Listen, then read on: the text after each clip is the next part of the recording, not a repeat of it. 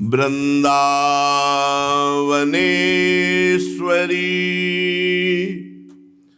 तवैव पदारविन्दम् प्रेमामृतैकमकरन्द रसौघपूर्णम्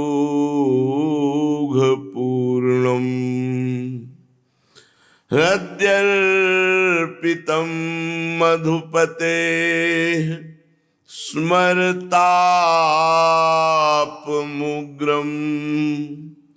निर्वापयत् परम शीतलमाश्रयामि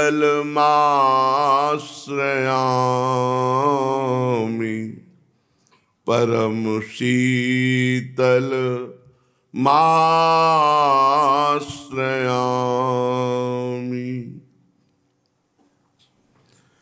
परम सच्चिदानंद घन प्रेमानंद स्वरूप नवनिवृत्त निकुंज महामहिम परम पावन श्री वृंदावन धाम, श्री वृंदावन धाम के लाडिले युगल सरकार प्राणाराध्य प्राण प्रिय श्री श्यामा श्याम जी, समस्त सहचरी वृंद, खग मृग पशु पंछी तरुलता यमुना रस रानी रजरानी समस्त ब्रजवासी परिकर के चरणों में कोटि कोटि प्रणाम, कोटि कोटि नमन नमस्कार।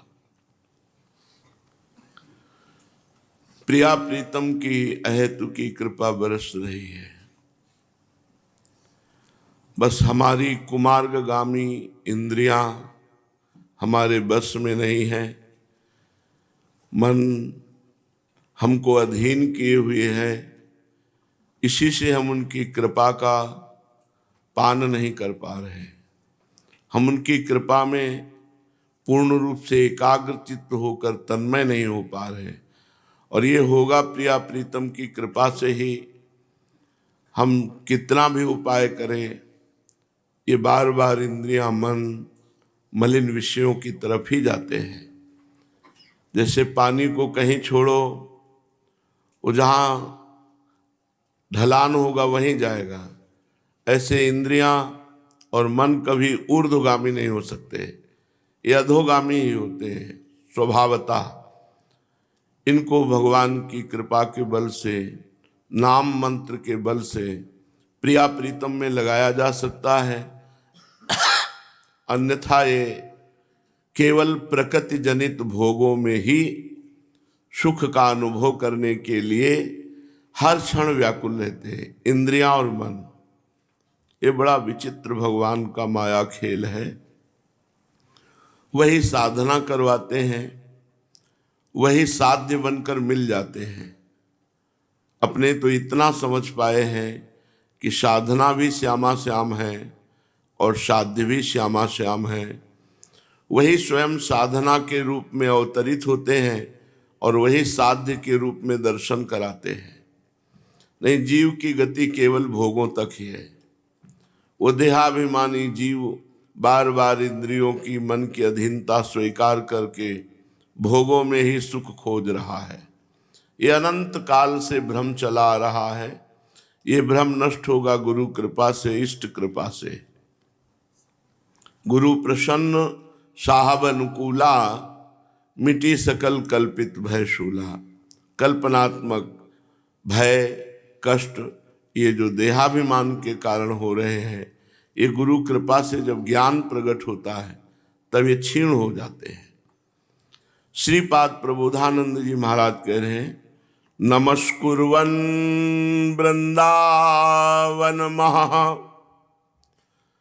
नम्यस्त्रिजगतां न सत्कुर्वन् वृंदावन महः दम्यस्त्रिजगतां गुरुं कुर्वन् वृंदावन मखिल देवादिक गुरुं लघुं कुर्वन् वृंदावनमपि तृणं कोप्यति लघु।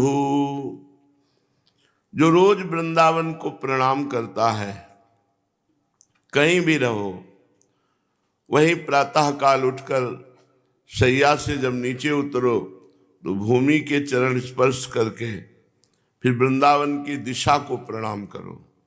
जहां भी रहते हो वहीं से वृंदावन को प्रणाम करो। क्या होगा? बोले नमस्कुर्वन वृंदावन महानम्यस्त्रिजगताम।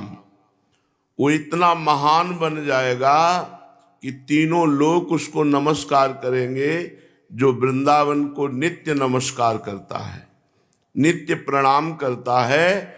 तीनों जगत में उसका यश फैल जाएगा और तीनों जगत उसे प्रणाम करेंगे। और न सत्कुर्वन वृंदावन महादम्यस्त्र जगताम। यदि वो वृंदावन का अपमान करता है, अपराध करता है, तो वो तीनों लोकों में कहीं भी भाग के चला जाए उसको दंड मिलेगा। यहां का अपराध भी वज्र के समान होता है। वज्र अर्थात टाला नहीं जा सकता, भोगना ही पड़ेगा। जैसे गांव गली में नगर में पाप बन जाए तो तीर्थों का अवगाहन करो, तीर्थों में पाप बन जाए तो प्रयागराज जो तीर्थराज हैं वहाँ संगम में स्नान करके भगवान नाम जप आदि से तीर्थों के किए हुए पाप नष्ट हो जाते हैं। यदि पुरियों में और तीर्थराज प्रयाग में पाप बन जाए तो धाम सेवन करने से नष्ट हो जाते हैं। अगर धाम में पाप बन जाए तो वज्र की लीक हो जाता है। इसीलिए कह रहे हैं जो वृंदावन का सम्मान नहीं करते, अपमान करते हैं, न सत्कुर्वन वृंदावन महा तो दम्यस्त्र जगताम। भाग जाओ कहीं भी त्रिभुवन में, तुम्हें दंड मिलेगा इस बात का। तो हमने सुना है पूज्य श्री मथुरादास जी से कि यदि वृंदावन में अपराध बन जाए तो कैसे? बोले वृंदावन ही माफ करेगा। वृंदावन का ही सेवन करो, वृंदावन में ही पड़ रहो तो वृंदावन का अपराध वृंदावन ही माफ करेगा। जैसे सेवा अपराध 32 हैं तो सेवा अपराध सेवा से ही नष्ट हो जाते हैं, उसके लिए कोई और उपाय करने की जरूरत नहीं। जैसे नामापराध 10 हैं तो नाम कीर्तन से ही वो नष्ट हो जाते हैं। और कह रहे हैं कि जो गुरुम कुर्वन वृंदावन मखिल देवादिक गुरु, जो श्री वृंदावन में किसी रसिक को गुरु बना ले या वृंदावन को गुरु मान ले तो वृंदावन की भाषा समझने के लिए भगवत रसिक, रसिक की बातें रसिक बिना को समझ सके ना, इसीलिए इसका भाव बनेगा कि वृंदावन के किसी प्रेमी महापुरुष को गुरु बना लो। अगर वृंदावन के किसी प्रेमी महापुरुष को गुरु बना लिया तो समस्त देवताओं का भी वो गुरु हो जाएगा, जो वृंदावन के गुरुदेव की आज्ञा में। बहुत कठिन विषय है गुरु आज्ञा में रहना। चले हो कुमारग पग परे हो न खाले हो। अगर गुरु आज्ञा कर दे कि जाओ ये कुमार्ग है इसमें निकलो, तो तुम्हारा कदम नहीं लड़खड़ाएगा। गुरु आज्ञा तुम्हारे को कुमार्ग से निकाल करके परम पद में पहुंचा देगी। बस महिमा जान जाए, गुरु आज्ञा का पालन करना। अगर वो कह दे कि कुमार्ग में कदम रख दो, चले हो कुमार्ग पग परे हो न खाले, कभी गिर नहीं सकते, क्योंकि गुरु आज्ञा है तो कुमार्ग कैसे हो सकता है। जो वृंदावन में भगवत प्रेमी महात्मा को गुरु बना लेता है तो समस्त देवता उसको नमस्कार करते हैं। और जो वृंदावन के तृण को भी हे भाव से देखा, नीच भाव से देखा, तो त्रिभुवन में सबसे नीच बन जाता है। वृंदावन में किसी को नीच मत देखो। प्रियाजू ने कृपा करी है तब वो धाम आया है। अब उसकी उद्दंडता जब प्रियाजू पसंद करती हैं तो हमें क्या करना है? अगर प्रियाजू ने कृपा न करी होती तो धाम आ ही नहीं सकता। श्री राधिका कृपा बिनु सबके मनन अगम्य, जिनको वृंदा विपिन है कृपाति नहीं की होए, वृंदावन में तबे तो रहन पाइए सोए। तो जब हमारी बिहारिन जू की कृपा है तो हमारा अधिकार कैसे बनता कि उसमें दोष दर्शन करें? एक दिन कृपा होगी, सब दोष नष्ट हो जाएंगे। तो हम किसी ब्रजवासी वृंदावनवासी पर दोष दर्शन न करें। यहाँ तक कि पशु पक्षियों में भी, अरे ये तो कुत्ता है, ये सुअर है, ये सब महान है, ये सब भगवत धाम के भगवत जन हैं। जो वृंदावन के तृण को भी छोटा समझ लिया और उसे नीच भाव से देखा तो त्रिभुवन में सबसे पतित हो जाएगा, नीच हो जाएगा। नमन मौली वृंदा विपिन दिशि सर्वोन्नत तमो, मनाक प्रीतो वृंदावन भुवि समस्तः प्रियतमः, ददत् किंचिद वृंदावन तनुभृते सर्व भगवद, विभूतेर्भागीशो भवति जगताम तद्भृति परः।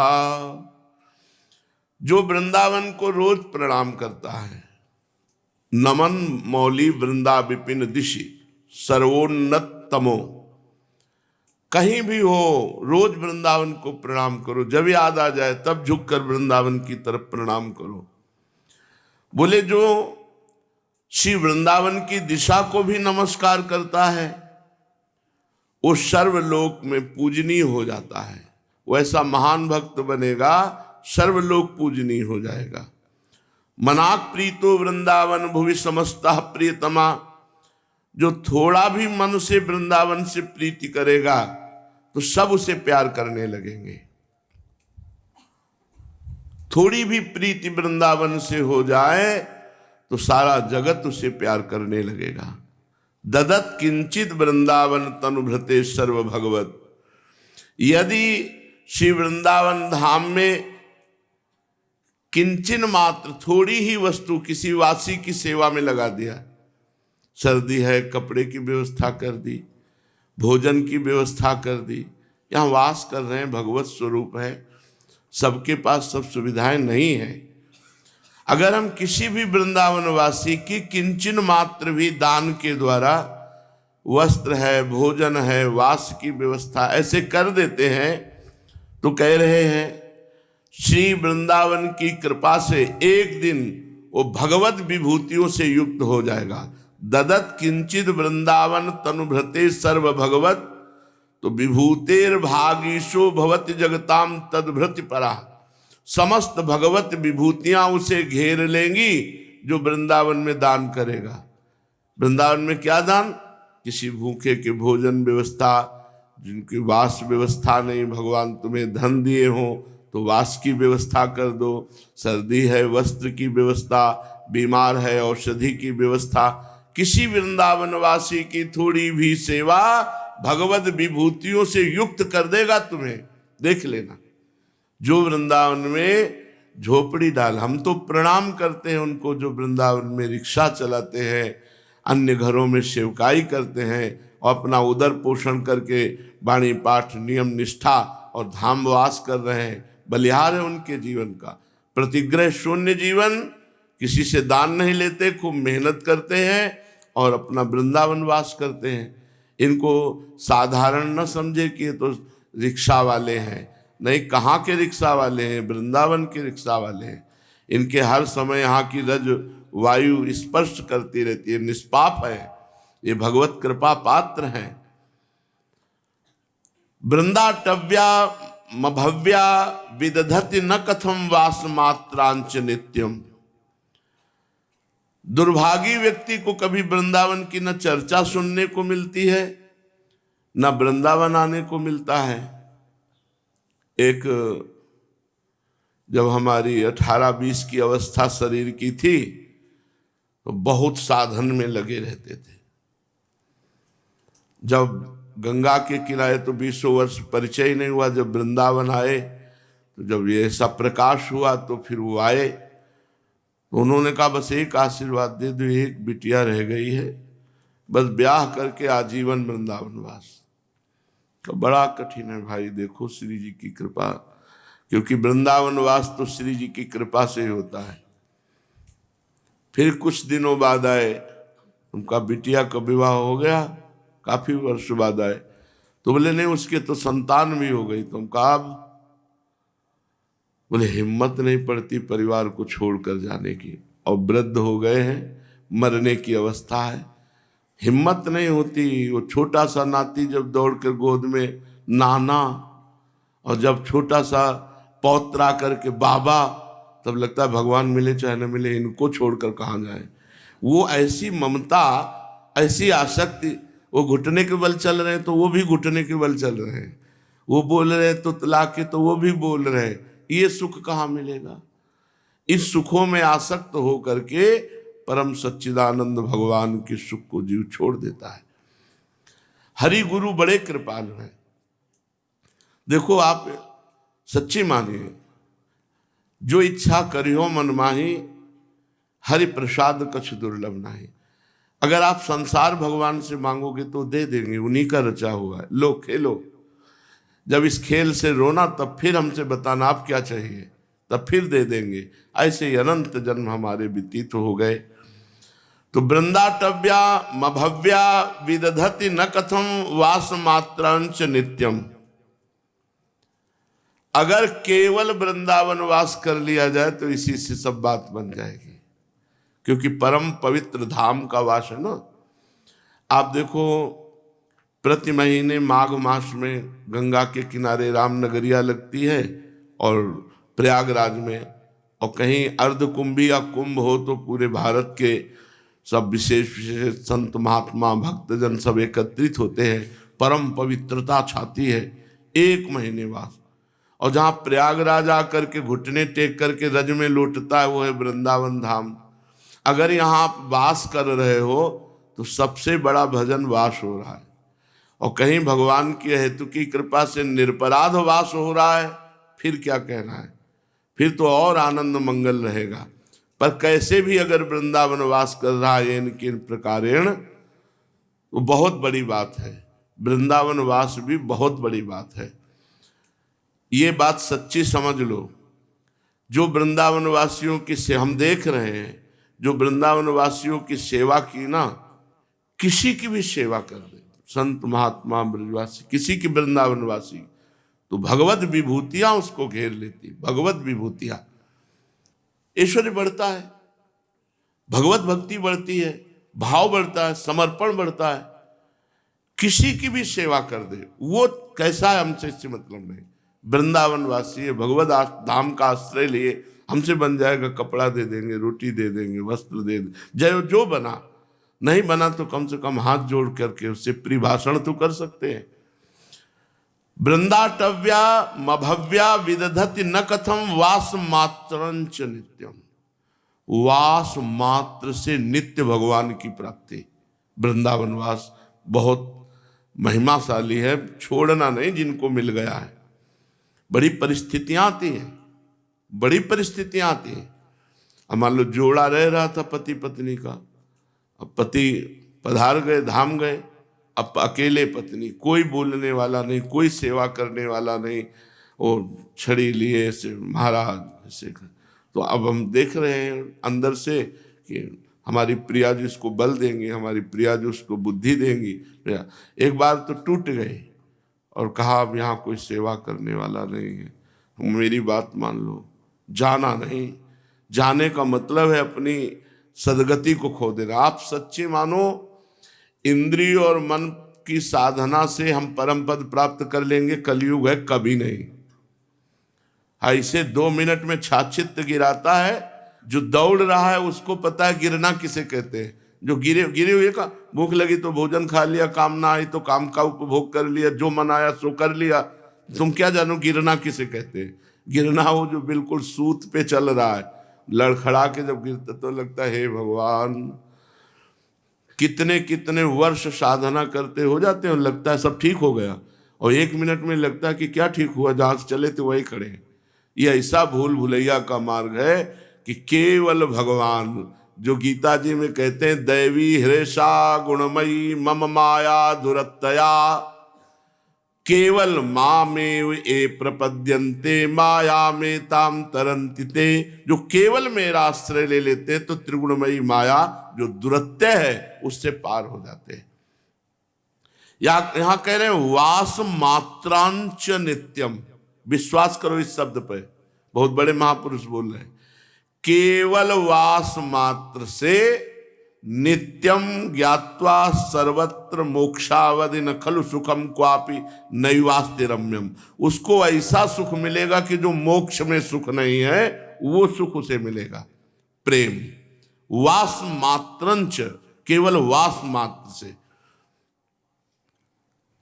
हमने देखा है कि कैसा भी स्वभाव हो, कैसा भी विरोध करता हो, वृंदावन वासी है तो धीरे धीरे धीरे धीरे उससे इतना अपनापन हो जाता है कि लगता है ये हमारे घर का है, ये हमारा है। वो माने ना माने, तो ऐसे हमारी श्री जी मानने लगती कि ये हमारे घर का है, हमारा महल है वृंदावन, हमारे महल में रहता है ये। वो भले श्री जी का ध्यान ना करता हो, भले श्री जी की जय न बोलता हो, लेकिन श्री जी मान लेते। इसीलिए कह रहे वृंदाटव्या मभव्या विदधति न कथम वास मात्रंच नित्यम। दुर्भागी व्यक्ति कभी वृंदावन वास की सोच भी नहीं सकता। अहो भाग्य जो वृंदावन वास छोड़ना नहीं भाई, चाहे जैसी समस्या हो। देखो कुछ लोग कहने लगते अगर वृंदावन में भजन ना हो तो कहीं भी रहो जाके, यहाँ क्यों रहते हो? तो सबसे पहला भजन है वृंदावन वास। और दूसरी बात, हम श्रीपाद प्रभुदास कुछ श्लोक भाव थोड़ा सा बता रहे। बाहर में ब्रह्मा नहीं बनना चाहता, बाहर में श्री कृष्ण के प्रेम में उन्मत्त होना नहीं चाहता, पर वृंदावन में मैं, अब जो बात हो सबकी समझ में नहीं आएगी, इसलिए अगम्यागमन करके भी रह सकता हूं। एक परमहंस सन्यासी ब्रह्मबोध महात्मा, ऐसी बात है कुछ वृंदावन में। मतलब वृंदावन में हम ऐसे नीच अधम पापी ऐसे जैसे बना वैसे रहेंगे, पर वृंदावन नहीं छोड़ेंगे। तो बोले वास मात्रंच नित्यम। श्रीमद् सुधानिधि में आखिरी के श्लोक में पाप भाजयिकमपि, जो पाप वर्तमान में कर रहा है लेकिन अखंड वृंदावनवासी उससे पाप बन रहा है, तो बोले वो इतनी सामर्थ्य रखता है, मान लो स्वभाव है, गलतियां उससे हो रही, पर वो वृंदावनवासी प्रिया प्रीतम का अनन्य है, तो उसकी इतनी सामर्थ्य है कि बाहर के योगियों को पवित्र कर सकता है। महाप्रभु ने लिखा है अभी उसमें वर्तमान में पाप बुद्धि है, पर वो वृंदावनवासी है तो बड़े बड़े योगींद्रों को पवित्र करने की सामर्थ्य रखता है वृंदावन के प्रभाव से। बड़ी महिमा वृंदावन की है।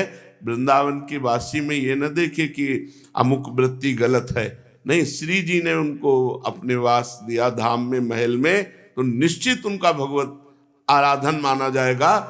पाप भाजयिकम जैसे लिखा है, ऐसे वास मात्रंच नित्यम, वास मात्र से उसको नित्य सच्चिदानंद प्रेम की ऐसी प्राप्ति होगी जैसे मोक्ष में भी सुख नहीं। ये विश्वास करके पकड़ ले वृंदावन को। हम देख रहे हैं सबकी बात सुधार रहा है वृंदावन। जैसे नागरीदास जी कह रहे हैं हमारी सब ही बात सुधारी, कृपा करी श्री कुंज विहारी अरुषि कुंज विहारी। तो सच्ची बात मानो, सबकी बात वृंदावन सुधार रहा है। नहीं आप हटके देखो वृंदावन से बाहर तो कैसा आतंक मचा है कलयुग का। कपट छल दोष नाना प्रकार की ये सब ऐसी हवाएं गंदी चल रही, केवल बुद्धि भ्रष्ट है। कोई बिरला ऐसा है ते उबरे तिहु काल मौजे राखे रघुवीर। भगवान जी ने बचा रहे हैं, वही बच रहे ने। बहुत माया का आकर्षण इतना प्रबल होता चला जा रहा है कि धर्म शास्त्र गुरु सब एक कोने में रखे, जो मन में आया सो हम कर रहे।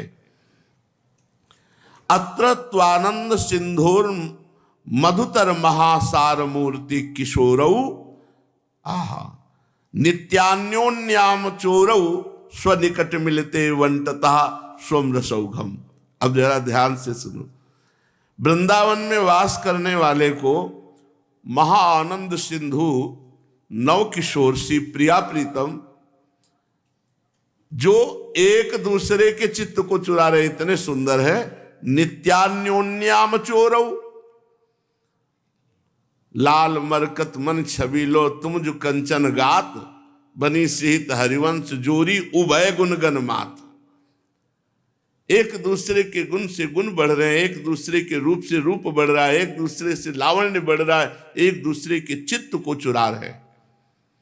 नागरी नव किशोर मिथुन मनसी चोर। प्रिया प्रीतम परस्पर जो एक दूसरे के चित्त को चुरा रहे हैं, क्या होगा? स्वनिकट मिलिते वंटता स्वम रसौघम। किसी दिन बगल से निकलेंगे प्रिया प्रीतम, रसौघम, उसी दिन रस में डूब जाएगा। ये लिखा ही नहीं, ऐसा है, ऐसा है,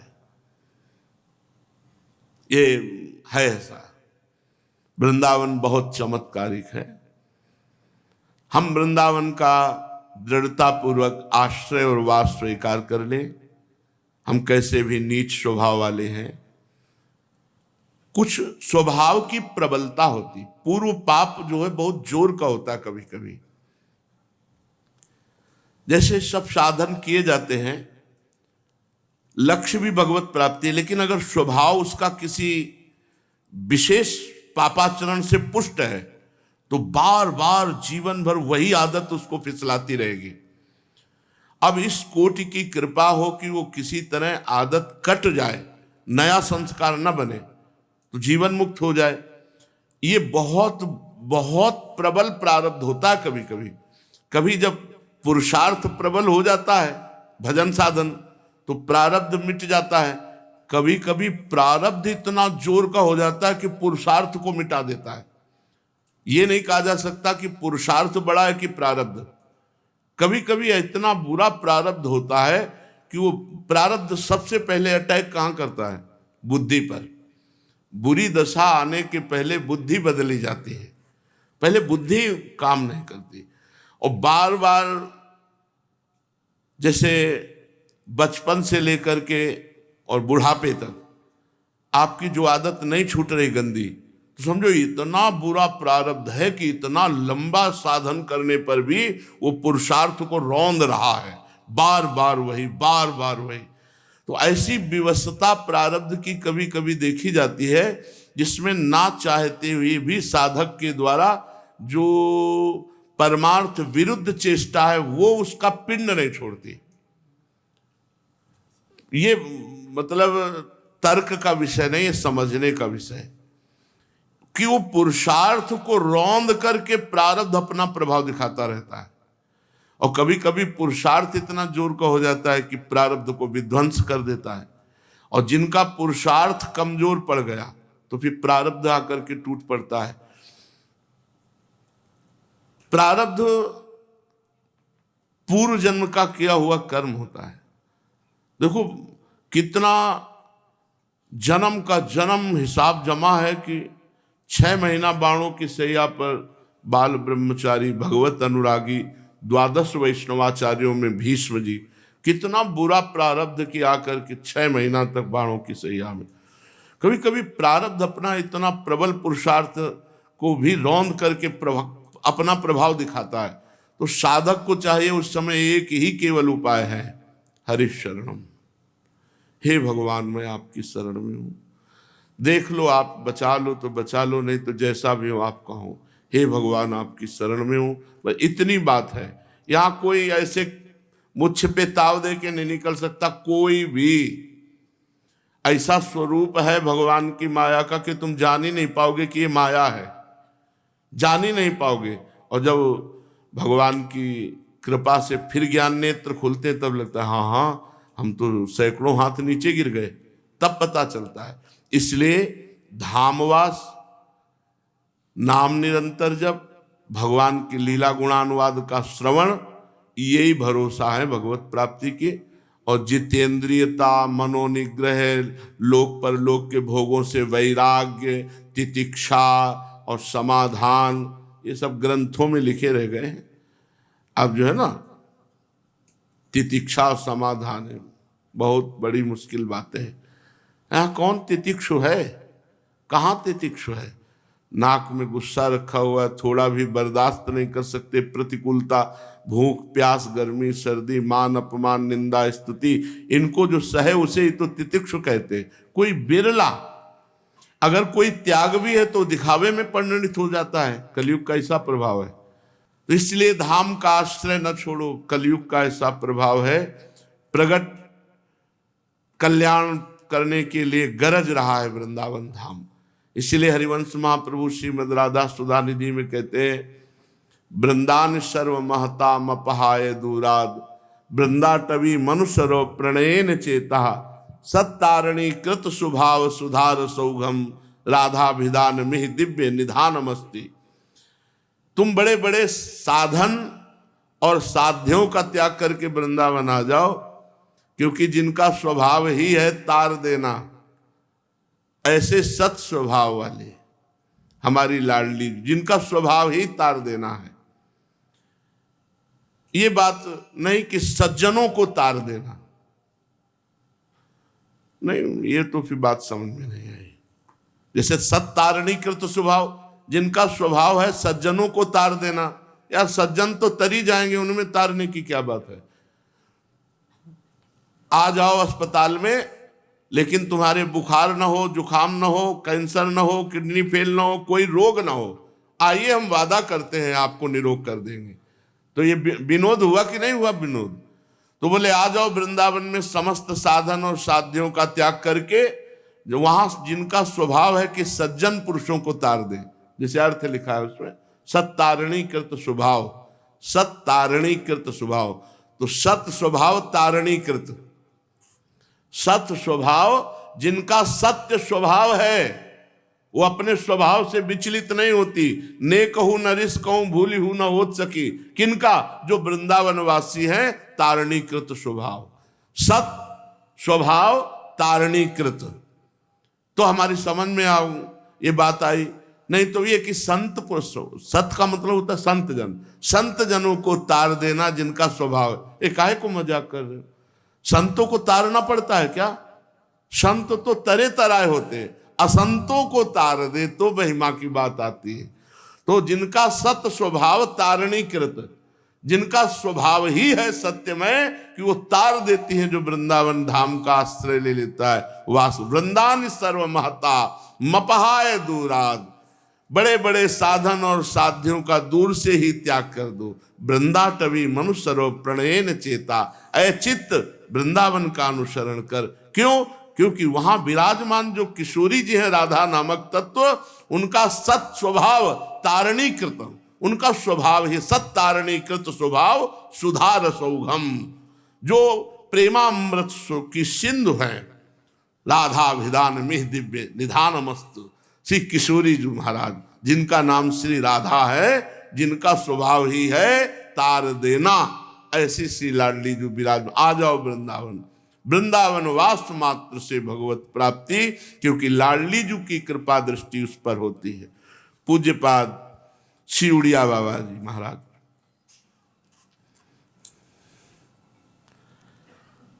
जो राग और द्वेष पाले रहता है, काटता नहीं है, तत्काल काटो। जैसे तुम्हारे कोई बहुत अनुकूल है तो राग हो जाएगा, प्रतिकूल है तो द्वेष हो जाएगा, और ये बात हो गई तो संसारी पुरुष है। नानक साहब कहते हैं, राग द्वेष दोनों खोइए, खोजिए पद निर्वाण।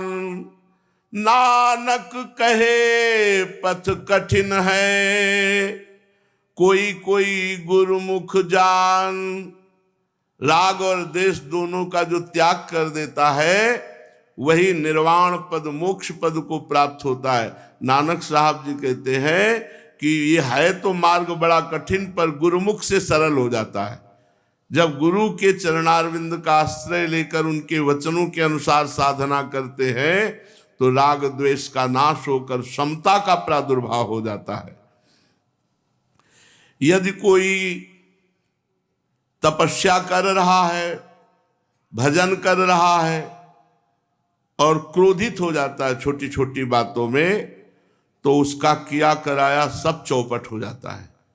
क्रोध जो है, ये भजन को, तपस्या को, व्रत नियम संयम को ये निष्प्रभावित कर देता है, सब बेकार हो जाता है। मतलब प्रभाव नहीं जागृत होगा उसका, निष्प्रभावित। जैसे मारने के लिए मिसाइल चलाई और मिसाइल बीच में नष्ट हो गई। तो क्रोध क्या करता है कि जो हम तपस्या भजन साधन करते हैं अज्ञान मिटाने के लिए, तो उस अज्ञान का नाश नहीं कर पाता। जहां क्रोध आया वो तब क्षीण हो गया, वो बीचे में रह गया, वो अज्ञान को नष्ट नहीं कर पाया। चली मिसाइल पर बीचे में मार के गिरा दी गई। ऐसे क्रोध, चाहे कोई कितना बड़ा तपस्वी हो, कितना बड़ा भजनानंदी हो, यदि वो क्रोध करता है तो उसका किया कराया सब चौपट हो जाता है। पूज जुड़िया बाबा। काम क्रोध लोभ यही नरक के द्वार है। कामी क्रोधी लालची इनसो भक्ति न होए, भक्ति करे कोई सूरमा, जाति बरन कुल खोए। जो कामी पुरुष है, जो क्रोधी पुरुष है, जो लालची पुरुष है, इनसे भक्ति नहीं होती। इनसे भक्ति का नाटक होता है। बाहरी भक्ति का नाटक होता है, अंदर से चाह होती है कामिनी की, रुपया की, नाना प्रकार के ऐश्वर्य, नाम, यश, कीर्ति की। भक्ति तो कोई सूरवीर करता है जो इन तीनों को छोड़कर, काम क्रोध लालच को छोड़ करके, जाति वर्ण कुल इन सब को छोड़कर एकमात्र भगवान का अनन्य होकर भक्ति करता है। तुम्हारा भजन ठीक चल रहा है, इसकी पहचान तुम्हारे हृदय में शांति बढ़ती जाए, कामनाएं हटती जाए, विनिवृत्त कामा, और हृदय शांत होता जाए, एकदम शांत। शांति उसे कहते हैं जब तुम्हें 10 गालियां सामने से दे और तुम शांत रहो। 10 गालियां सामने से दे, भजन का फल, भजन तुम्हारा बढ़ रहा है, इसका मतलब शांति बढ़ रही है, कामना का नाश हो रहा है। शांति का परिचय 10 गाली तुम्हें कोई सामने से दे और तुम मुस्कुरा के चले जाओ, ये शांति है। बाबा ने देखा होगा, आपस में साधक झगड़ते हैं, लड़ते हैं, तो ये साधना किस बात की करते हैं?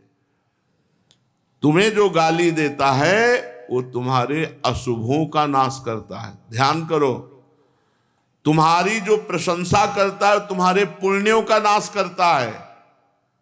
सही माने में भाव देखो। और जो तुम्हें गाली देता है तुम्हारे पापों का नाश करता है। तो बढ़िया कौन हुआ? गाली देने वाला। पर बढ़िया हमको लगेगा प्रशंसा करने वाला, निंदा करने वाला बुरा लगेगा।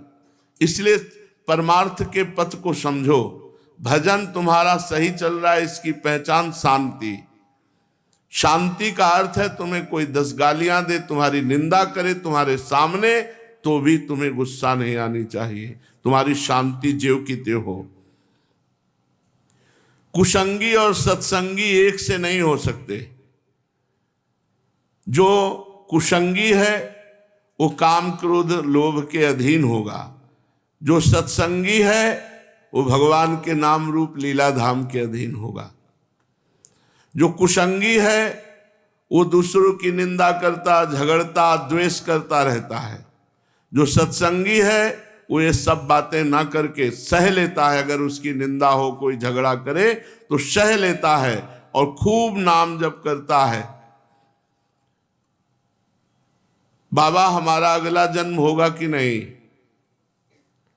अरे भाई, भावी जीवन हमारे भजन के अधीन है। यदि हमारी भावना सिद्ध नहीं हुई और हम किसी से वैर करते हैं, किसी से प्रेम करते हैं, तो हमारा आना जाना लगा रहेगा। हरिवंश नाम लीन जे अजात शत्रु ते सदा, प्रपंच दंभ आदि दे तहां कछु न पेखी। वही नाम सिद्ध है जिसका शत्रु इस संसार में पैदा ही नहीं हुआ। अजात शत्रु महाराज युधिष्ठिर को कहते थे। कैसा स्वभाव था? रात्रि में दुर्योधन जाता तो कहते आओ भ्राताश्री, बैठालते। वो पूछता भ्राताश्री कल युद्ध में कौन सा व्यू रचा जाएगा? बता देते ये ऐसे ऐसे ये व्यू की रचना होगी। आगे कौन खड़ा होगा, बाजू में कौन खड़ा होगा, सब वो बता देते। तो भगवान को 2 संगोष्ठी करनी पड़ती, एक युधिष्ठिर जी के साथ और एक बिल्कुल अलग। तो जब युधिष्ठिर जी बता देते कल ये चक्रव्यूह होगा, तो वहां दूसरा ही चक्रव्यूह मिलता, वहां दूसरा ही महारथी खड़ा मिलता, क्योंकि पता था युधिष्ठिर जी सब कुछ बता देंगे। अजात शत्रु ते सदा, एक भी शत्रु दुश्मन संसार में ना हो, वो महान भागवत। जब तुम्हारा कोई संसार में शत्रु नहीं होगा तो तुम्हें नहीं आना पड़ेगा, और तुम्हारा मित्र भी नहीं होना चाहिए, आसक्ति भी नहीं होनी चाहिए किसी से, तो तुम्हारा भावी जन्म नहीं होगा। जितना उच्च भावना रखोगे उतना ही तुम्हारा भावी जन्म उच्च होगा, और यदि भगवत भावना रखोगे तो जन्म होगा ही नहीं। सब में श्री भगवान, न राग न द्वेष न मित्रता न शत्रुता। इसलिए हम कह रहे हैं भगवत भावना को पुष्ट करो। उड़िया बाबा, अगर अगला जन्म नहीं चाहते तो भगवत भावना को पुष्ट करो। हम ये देखते हैं कि अच्छे अच्छे साधक भी राग द्वेष करते हैं, मिथ्या भाषण करते हैं, व्यर्थ भाषण करते हैं। ये कैसे भजन करते हैं? जो मौन बन जाते हैं वो ज्यादा प्रपंच और करने लगते हैं। पाटी, छुईहा, पेन, कापी, 3 प्रकार का प्रपंच पहले शुरू कर वाला। अब वो कहे ये महाराज जी अब वो परेशान है सामने वाला, और परेशान है मौनी महाराज। अब दूसरी बात में वहां कि अब पूरा लिख के सीधी बात, भैया ये सामान उठा दो। अल्प वाक्यों के द्वारा उचित शब्द बोल दे, बस खत्म कर। इससे बड़ी मौन नहीं होता। मौन या तो जड़ मौन राधा बाबा जी वाला, न ऊना न लिखना न पढ़ना, मृतक तुल्य शरीर जीवन।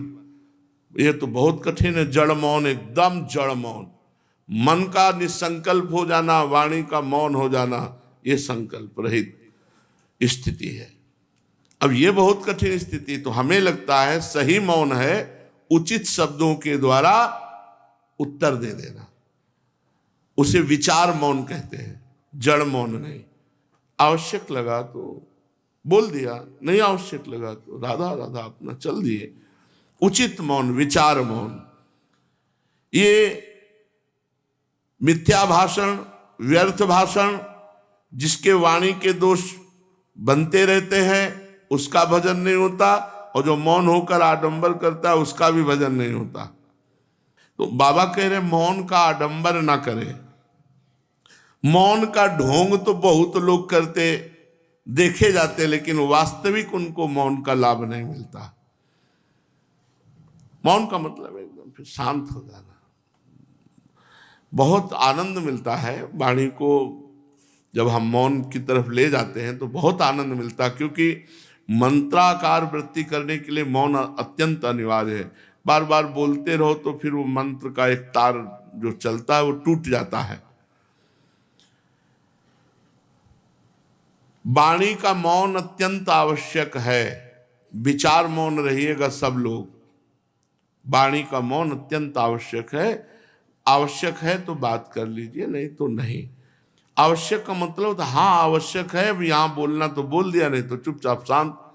भजनानंदी साधक 10 एकत्रित होकर कभी प्रपंच की वार्ता करके हंसी मजाक हो ही नहीं सकता। भजन में रुचि नहीं, अंतर्मुखता नहीं, तो बहिर्मुखता में होता रहता है। भजनानंदी साधक को चाहिए कि भोजन का स्वाद न ले। भाई हमें मुक्त तो होना है ना, तो यही तो बंधन है। इंद्रियों का सुख लेने की लालसा रखना, यही भगवत प्राप्ति में बाधा है। जब स्वपच वाल्मीकि जी को राजस्व यज्ञ की पूर्णता के लिए निमंत्रण करके बुलाया गया, और रात भर द्रौपदी जी ने अलग अलग पदार्थ बनाए, और जब परोसा तो सब एक ही में मिला लिया। मीठा, खट्टा, नमकीन, चरफरा जो सा था, और मिला। तो द्रौपदी जी के मन में लगा है तो कोई राजकुमार होते तो अलग अलग स्वाद लेते। पूरी रात लगी बनाने में, घंटा नहीं बजा जो यज्ञ पूर्णता के लिए लगा था। तो भगवान से युधिष्ठिर जी ने कहा, आप कहते थे महाभागवत पालेगा, तो बोले अपराध बन गया। द्रौपदी जी वहीं खड़ी थी, तो कहा किसी निज जन के द्वारा इनके प्रति दोष दृष्टि हुई। तो द्रौपदी जी ने कहा, प्रभु अगर दोष दृष्टि तो मेरी हुई है, क्योंकि रात भर हमने अलग अलग प्रकार के व्यंजन और भोजन सब बनाए, और ये एक ही में मिला के सब पा लिए। तो उनसे पूछा कि आपने एक में मिला क्यों पाया? तो बोले प्रभु स्वाद तो आप लेते हो, हम तो प्रसाद पाते हैं। स्वाद तो आप लेते हो, सब मिला ले, खीर, रबड़ी, खटाई, मिठाई सब एक एक मिला, भला पाव मिला के, दाल रोटी जो भी हो सब एक ही में मिला के, और एक अलौकिक स्वाद आएगा, भजन में रुचि बढ़ेगी।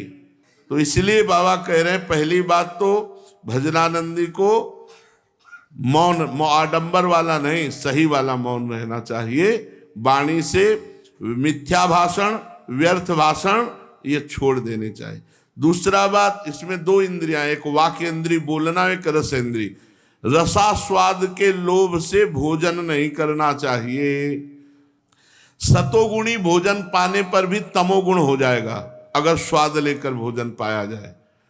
रसेंद्री वशीभूत ना होने पर जनेन्द्री वश में नहीं हो सकती। संध्या के समय इतने काम नहीं करने चाहिए, भोजन नहीं पाना चाहिए, शास्त्र स्वाध्याय नहीं करना चाहिए, सोना नहीं चाहिए और मैथुन नहीं करना चाहिए। संध्या काल के समय, जिस समय भगवान सूर्य अस्ताचल को जा रहे हैं या उदयाचल से प्रकट हो रहे हैं, या मध्याह्न के ठीक 12 बजे, 15 मिनट इधर 15 मिनट उधर, 11:15 12:15, ये 30 मिनट और संध्या काल के दोनों संध्याओं के मतलब वो 2 घड़ी 24 दूनी 48 मिनट, इनके समय केवल भगवत ध्यान, मंत्र जप, भजन किया जाए। उस समय सोना, खाना तो धीरे धीरे बुद्धि भ्रष्ट होने लगती है, श्री कीर्ति, ईश्वर ये सब नष्ट होने लगता है। संध्या के समय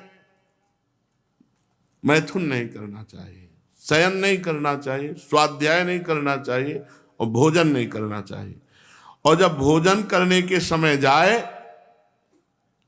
तो दोनों हाथ पैर धोवे पहले और कुल्ला करे, ऐसे भोजन, हाथ पैर धोए जाके पहले, भोजन के पहले हाथ पैर धो लेना चाहिए, पूज्य बाबा कहे। वैसे भी वैज्ञानिक दृष्टि से भी हाँ, हाथ थोड़ा पवित्र करके जाओ, नहीं तो पता नहीं कहाँ कहाँ छुए, कौन कौन से उसमें कीटाणु जीवाणु हैं, तो धो लेना चाहिए। और भोजन के बाद फिर कुल्ला करके, आचमन करके, फिर ऐसे जूठे मुंह नहीं रह जाता।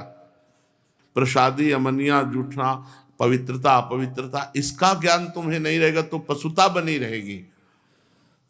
उपासक को चाहिए कि शौचालय में उतना ही वस्त्र पहन करके जाए जितना धो सके। ठीक नहीं है, इससे भजन नहीं बनता, बुद्धि भ्रष्ट हो जाती है। उपासक को चाहिए देवता, वेद, गुरु, गुरुमंत्र, तीर्थ, औषधि और महात्मा, इन पर श्रद्धा और विश्वास बढ़ाता चला जाए। जितना श्रद्धा विश्वास बढ़ाता चला जाएगा उतने लाभ मिलता चला जाएगा। परमार्थ में अनेक विघ्न आते हैं और जो साधक को चलायमान करते हैं, पर भगवान का कृपा पात्र साधक कभी विचलित नहीं होता। जो अधिक भाषण करता है वो मिथ्यावादी होता है, जो मिथ्यावादी होता है वो भजनानंदी नहीं हो सकता है। साधक को चाहिए कि हास परिहास करना बंद कर दे, हंसी मजाक करना, और तमाशा सिनेमा, जिसे आज सीरीज कहते हैं, ये सब देखना बंद कर दे। काहे को प्रपंच दिमाग की सीसी कैमरा में भर रहे हो, फिर वही तुम्हारे भजन में बाधा पहुंचाएगा। तमाशा, फिल्म, समाचार ये सब देखना बंद करें, क्योंकि भगवत मार्ग में चलना है। छल भरी बात न करे, बात कुछ और है, दिखावा कुछ और है। छल न करे, अन्याय न करे, अभक्तों का संग न करे, दूसरे की समालोचना न करे, किसी दूसरे के विषय में बोले ही नहीं। शास्त्रों का ज्ञान होने पर जब तक प्रश्न ना हो तब तक बोले ना, शांत रहे। जितना पवित्र रहोगे उतने चित्त शुद्ध होगा। मैं दुर्बल हूं, मैं अपवित्र हूं, ऐसी भावना ही ना आने पावे। धैर्य और उत्साह पूर्वक परम पवित्र, मैं महान बलशाली भगवान का अंश हूं, परास्त नहीं हो सकता। भोग्य वस्तु के साथ अधिक प्रेम होने से चित्त का पतन होने लगता है। भोग्य वस्तु के साथ अधिक प्रियता होने से चित्त का पतन होने लगता है। इसलिए अच्छी तरह याद कर लो कि किसी भी भोग्य वस्तु से तुम्हारी प्रीति ना होने पावे। शरीर निर्वाह के लिए केवल ले लो, प्रीति ना होने पावे। देखो, शरीर को जैसा रखो वैसे ही रहना शुरू है। यहां क्या पहनते हो? भीषण सर्दी में यहां क्या पहनते हो? और अति सुकुमार जगह है तो देखो, बचपन से अभ्यास किया तो आपका निर्वाह हो गया नहीं। जैसे शरीर को चाहो निर्वाह कर सकते हो, जैसे चाहो वैसे निर्वाह कर सकते हो। इसको अभ्यास की जरूरत है। अभ्यास कर लो तो वैसे ही नहीं तो हाय सर्दी, हाय गर्मी, हाय बरसात, ये नाना प्रकार की प्रकृति के उसमें वो विकल होने लगता है। जीवन हो गया पीछे, कभी पंखा बिजली का सेवन नहीं, तो कभी ऐसी परेशानी 10 मिनट गर्मी लगी, थोड़ा ऐसे हवा किए हाथ से, पंखा हाथ वाले पंखा, बस जितनी नींद आनी उतनी नींद। और भजन में तो उपासक को चाहिए कि भोग्य वस्तुओं के साथ प्रीति ना होने पावे। अब हम इसके बिना नहीं रह सकते, इसके बिना नहीं रह सकते, तो श्री जी के बिना नहीं रह सकते, ये कब बोलोगे? हम प्रभु के बिना नहीं रह सकते, प्रभु के भजन के बिना नहीं रह सकते। अगर कोई संकल्प करो तो उसे छोड़ना मत, नहीं तो पुण्य नष्ट हो जाते हैं। जैसे कि आज से नियम लेते हैं हम, ऐसा सहसा कोई संकल्प मत करो, कसम मत खाओ। लेकिन अगर कसम खा लो तो फिर खा ली कसम। कसम का मतलब होता है प्रण लेना। हम किसी की कसम न खाएं। कसम का मतलब शपथ पूर्वक कहता हूं, मतलब प्रण पूर्वक कहता हूं आज के बाद ये नहीं करूंगा, तो बस फिर उसका निर्वाह करना चाहिए। साधक इस बात को पकड़े।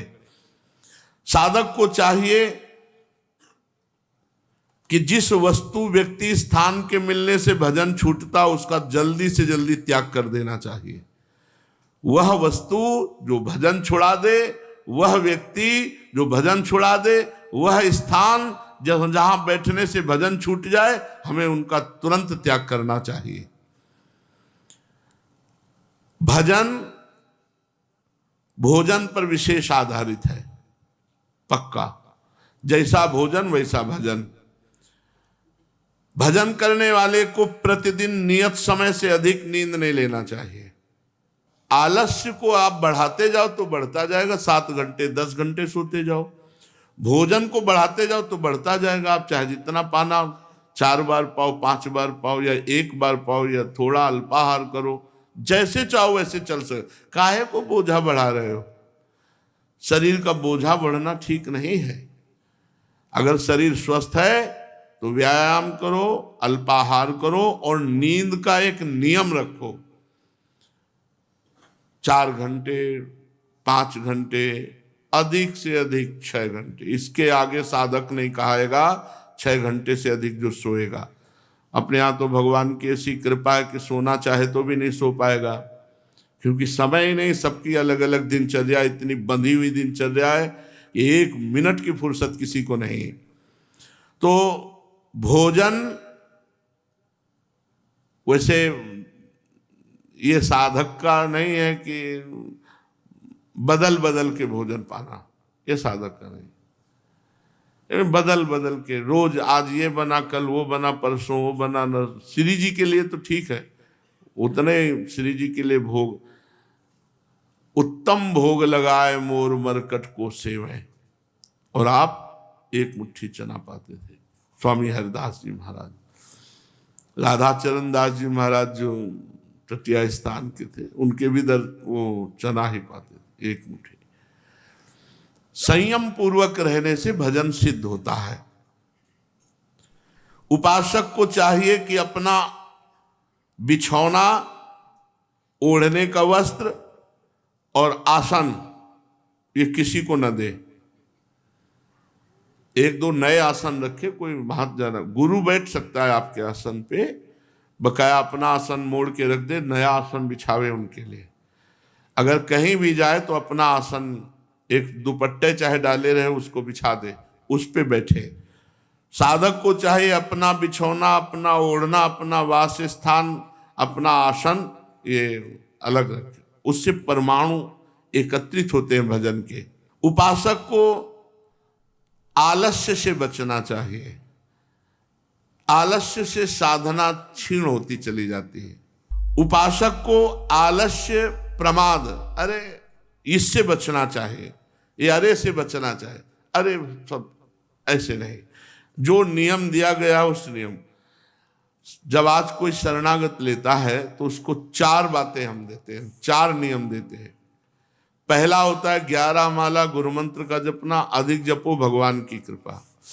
दूसरा, आचार्य ग्रंथ 84 जी पूरा पाठ करो तो बहुत बढ़िया है, पर हम 12 पद रोज गायन का नियम देते हैं।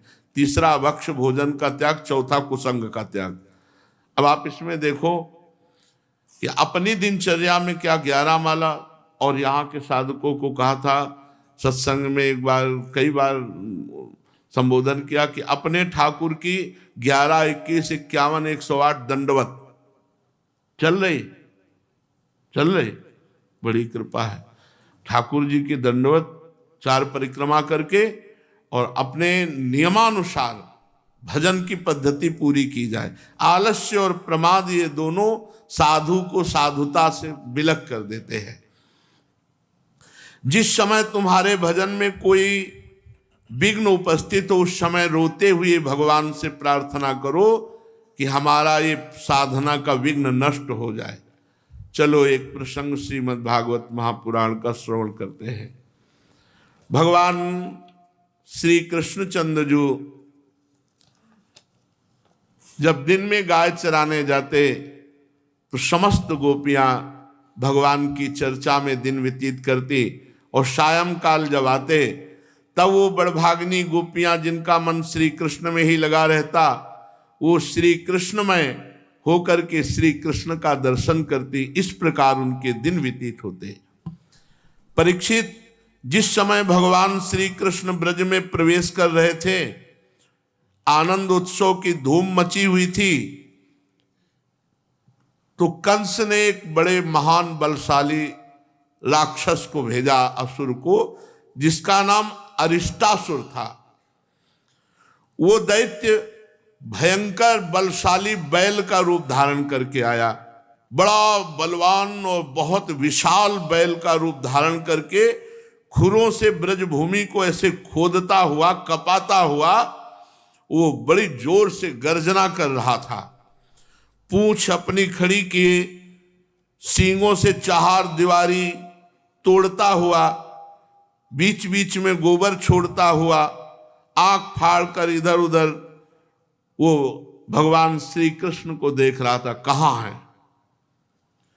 ऐसी वो दहाड़ हुंकार मारता, सब ब्रजवासी भयभीत हो गए।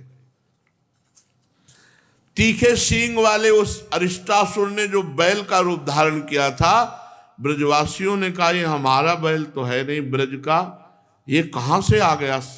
पशु डर गए, भाग पड़े सब गौशाला से। सब ब्रजवासियों ने कहा हे श्री कृष्ण, हे श्री कृष्ण, हमें इस भय से बचाओ। कृष्ण कृष्णेति ते सर्वे गोविंदम शरणं ययुः भगवान अपि तद्वीक्ष्य गोकुलम भय विद्रुतम। हे श्री कृष्ण, हे श्री कृष्ण, हमें इस भय से बचाओ। इस प्रकार पुकारते हुए सब भगवान की शरण में हुए। भगवान ने देखा ये ब्रजवासी अत्यंत भयातुर हो रहे हैं, तब उन्होंने कहा रे कोई डरने की बात नहीं है, मैं जानता हूं ये अरिष्टासुर है। और भगवान ने ललकारा, ए दुष्ट मूर्ख, तो इन बेचारे भोले जो ब्रजवासी जन इनको डरा रहा है, गौओं को डरा रहा है। अरे देख, तुझ जैसे दुरात्मा दुष्टों के बल का घमंड चूर चूर कर देने वाला मैं यहां हूं। ऐसा ललकार कर भगवान श्री कृष्ण ने ताल ठोकी और क्रोधित करने के लिए ताल ठोक के एक सखा के गले में बांह डालकर खड़े हो गए। भगवान श्री कृष्ण को ही वो ढूंढ रहा था और भगवान श्री कृष्ण की ताल ठोकने की चुनौती से वो और क्रोध के मारे तिलमिला उठा और खुरों से बड़े जोर से धरती खोदता हुआ श्री कृष्ण पर टूट पड़ा। उसने अपनी तीखे सींग आगे कर लिए, लाल लाल आंखों से टकटकी लगाकर श्री कृष्ण की ओर टेढ़ी नजर से देखता हुआ इतने वेग से टूटा मानो इंद्र के हाथ से छोड़ा हुआ वज्र हो। भगवान सावधान होकर खड़े हो गए।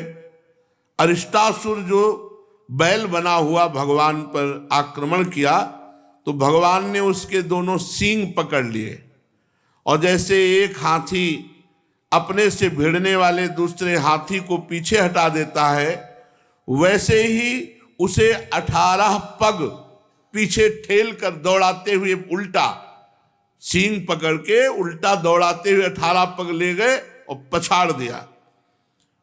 भगवान के इस प्रकार पछाड़ देने पर फिर वो क्रोध करके खड़ा हुआ, लंबी लंबी सांसें छोड़ता हुआ भगवान पर टूट पड़ा। उस समय उसका शरीर पसीने से लथपथ हो रहा था। भगवान ने देखा कि तो मुझ पर प्रहार करना चाहता है, तब उसके पुनः सींग पकड़ लिए और सींग पकड़कर उसके एक लात मारी। दोनों सींग पकड़ लिए और एक लात मारी, जे हुई मारी तो धरती पर गिर पड़ा। अरे महापराक्रमी भगवान के आगे किसका बल। और भगवान ने जैसे गीला कपड़ा निचोड़ा जाए ऐसे पैर रख करके उसको ऐसे ऐसे ऐसे सींग पकड़ करके खूब कचूमर निकाल दिया उसका, और फिर सींग उखाड़ करके उसी से उसको पीटा। अब वो अरिष्टासुर मुंह से खून उगलता हुआ पैर पटकने लगा, आंखें उलट गई, बड़े कष्ट के साथ प्राण निकले। देवता फूलों की वर्षा करने लगे। अरिष्टासुर मारा गया। भगवान श्री कृष्ण ने इस प्रकार अरिष्टासुर का उद्धार किया। सब गोप गोपियां भगवान की प्रशंसा करने लगे। फिर बलराम जी के साथ गोष्ठ में प्रवेश किया और भगवान की शोभा को देख देख कर ब्रजवासी जन आनंदित हो रहे हैं। भगवान की लीला अत्यंत अद्भुत है।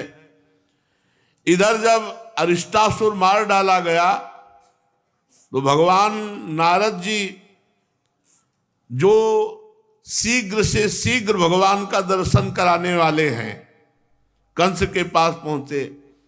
कंस ने पूजा की तो नारद जी ने कहा, कंस, जो कन्या तुम्हारे हाथ से आकाश में चली गई थी वो देवकी की कन्या नहीं थी, वो यशोदा की कन्या थी। और जो ब्रज में श्री कृष्ण है वो देवकी के पुत्र है।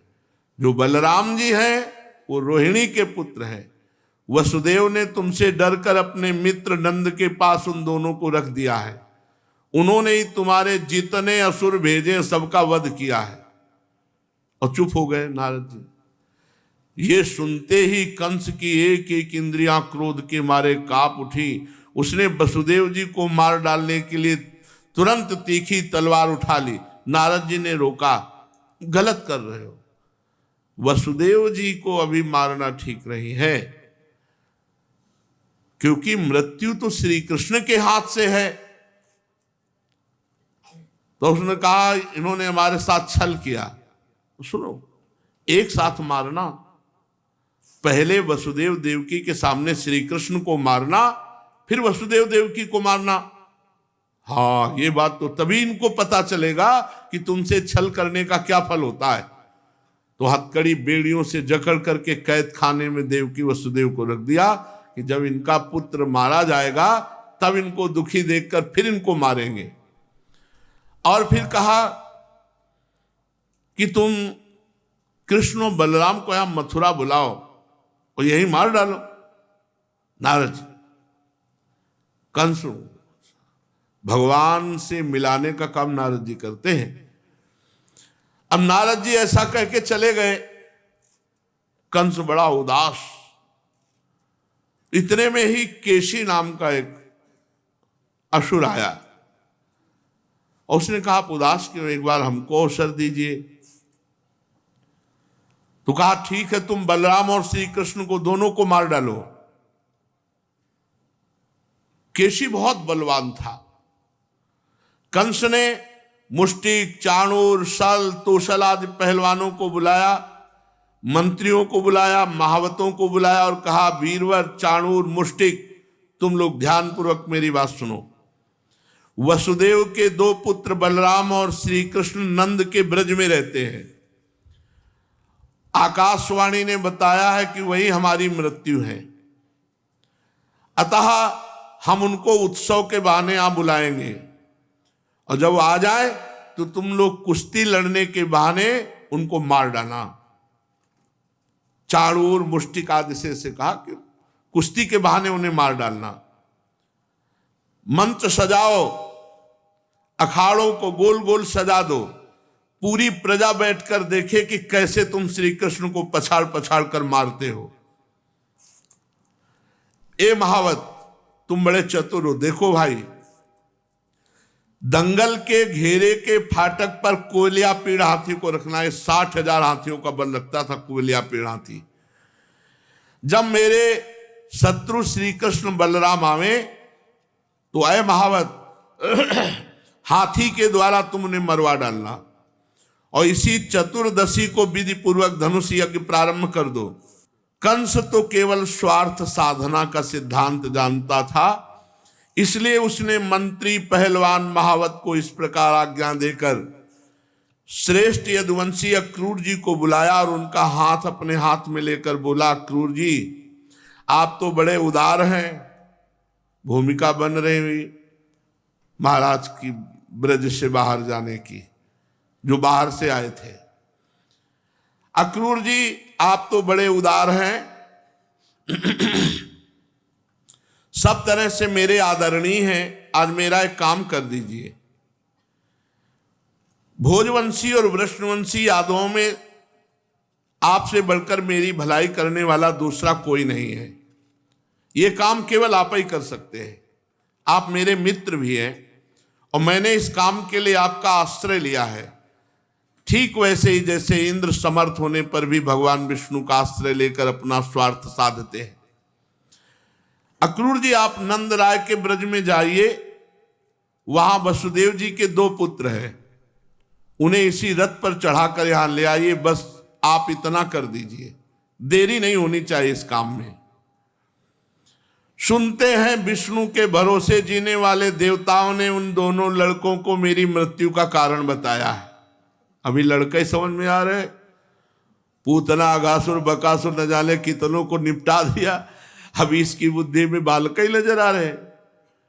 यहां आने पर पहले तो काल के समान कोलिया पेड़ हाथी से मरवा डालूंगा, एक तो बचेंगे ही नहीं, यदि उससे बच गए तो वज्र के समान मजबूत फुर्तीले पहलवान मुष्टिक, चाणूर, इनसे मरवा डालूंगा और उनके मारे जाने पर वसुदेव आदि वृष्णि, भोज, दशार वंशी, उनके भाई बंधु, इन सबको मैं अपने हाथों से मारूंगा। मेरा पिता उग्रसेन ये तो बूढ़ा हो गया है, परंतु उसको राज्य का लोभ बना हुआ है। ये सब कर चुकने के बाद मैं उसके देवक को और दूसरे जो भी हैं सबको तलवार के घाट उतारूंगा, अपने पिता को भी, वसुदेव को भी और समस्त यदुवंशियों को। मेरे मित्र अक्रूर जी, फिर तो मैं होऊंगा और आप होंगे और होगा निष्कंटक राज्य। और आपको पता ही है कि जरासंध हमारे बड़े बूढ़े ससुर हैं, वानर राज द्विविध मेरे प्यारे सखा हैं, संबरासुर, नरकासुर, बाणासुर ये मेरे से मित्रता करते, मेरा मुंह ताकते रहते हैं। इन सब की सहायता से मैं देवताओं के पक्षपाती नरपतियों को मारकर पृथ्वी का अकंटक राज्य करूंगा, ये कल्पना। और देखो हमारी गुप्त बातें हैं, हमने बता दिया और ये बातें किसी को बताना नहीं। और आप ब्रज में जाओ, जल्दी से बलराम और श्री कृष्ण को वहां ले आओ। अरे अभी वो बच्चे, उनको मार डालने में क्या लगता है, केवल इतनी बात कहिएगा कि धनुष यज्ञ हो रही मथुरा में, उसका दर्शन करने के लिए, मथुरा की शोभा देखने के लिए आप चलो और आप उनको लिवा लाओ। अक्रूर जी ने कहा, महाराज आप अपनी मृत्यु, अपना अरिष्ट दूर करना चाहते हैं, इसलिए आपका ऐसा सोचना ठीक है, मनुष्य को चाहिए कि सफलता हो या असफलता, दोनों के प्रति समभाव रखकर अपना काम करता जाए। फल तो प्रयत्न से नहीं, दैवी प्रेरणा से मिलता है। मनुष्य बड़े बड़े मनोरथों के पुल बांधता रहता, परंतु वह यह नहीं जानता कि दैव ने, प्रारब्ध ने इसे पहले से ही नष्ट कर रखा है। यही कारण है कि कभी प्रारब्ध के अनुकूल होने पर प्रयत्न सफल हो जाता है तो हर्ष से फूल उठता है, कभी प्रतिकूल होने पर विफल हो जाता है तो शोकग्रस्त होता है, पर फिर भी मैं आपकी आज्ञा का पालन करूंगा। कंस ने मंत्रियों और अक्रूर जी को इस प्रकार आज्ञा देकर सबको विदा किया। तदनंतर वो अपने महल में चला गया और अक्रूर जी अपने घर लौट आए। कंस हर समय भय के द्वारा भगवान का चिंतन करता था। वो रात में नींद नहीं आती, दिन में जिधर देखता तो उसे श्री कृष्ण नजर आते, इतना तन्मय हो गया था। तो इसीलिए श्री सुखदेव जी ने कहा, चाहे भय से, चाहे प्रेम से, चाहे काम से, रिश्तेदारी, नातेदारी, कैसे भी वृत्तियां भगवान से जुड़े तो जीव भगवान को प्राप्त होता है। शेष चर्चा आगे। श्री राधा वल्लभ लाल की जय।